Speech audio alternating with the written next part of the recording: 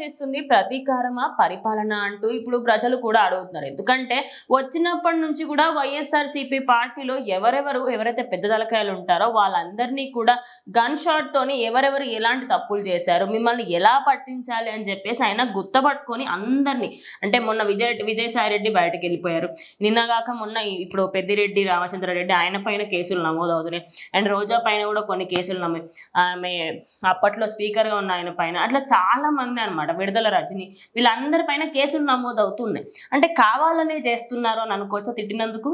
So ఖచ్చితంగా పవన్ కళ్యాణ్ గారు చేసేది ప్రతీకారమా పరిపాలన అంటే ఖచ్చితంగా ప్రతీకారంతో కూడిన పరిపాలన అని చెప్పచ్చు. ఎందుకంటే అటు పక్కన ప్రజలకి అవసరాలు తెలుసుకుంటూ వాళ్ళకి అన్నీ తీరుస్తూ ఏ నియోజకవర్గంలో కూడా అవినీతి అనేది జరగకుండా చూసుకుంటూ, సరే వేరే ఇతర కూటమి పార్టీ కార్యకర్తలు ఏమైనా చేస్తున్నా కూడా వాళ్ళని పట్టించుకోకుండా ఈయన తరపున ఉన్న ఎమ్మెల్యేలు కానీ ఈయన కార్యకర్తలు కానీ ఎవరూ తప్పు చేయకుండా జనవాది కార్యక్రమం సవ్యంగా జరిగేటట్టు, దాని ద్వారా అందరికీ హెల్ప్ అందేటట్టు అయితే ఆయన ప్రతి చోట చూసుకుంటున్నారు.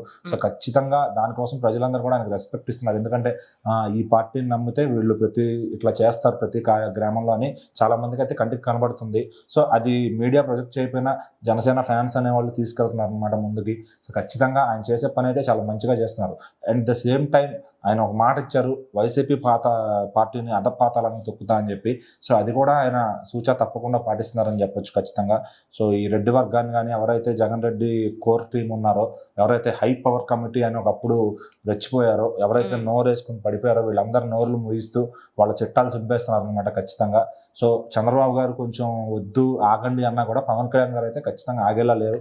ఎందుకంటే ఈ లోకేష్ గారు రాసిన రెడ్ బుక్ని ఈయన అమలు పరుస్తున్నారని చెప్పాలి. ఒక నందిగం సురేష్ కానీ ఎవరైనా ఇంతకుముందు వాగిన నోళ్లు కానీ అందరూ కూడా మూసుకున్నాయి, ఎవ్వడు కూడా అడ్రస్ లేడు. ఏపీలో అయితే ఖచ్చితంగా లేరు. అందరూ సర్దుకుని ఫారెన్ పారిపోవడం, లేకపోతే వేరే రాష్ట్రాలకు పారిపోవడం, పార్టీ నుంచి ఎస్కేప్ అయిపోవడం, పూర్తిగా రాజకీయాలకే స్వస్తి చెప్పడం కూడా చేస్తున్నారు.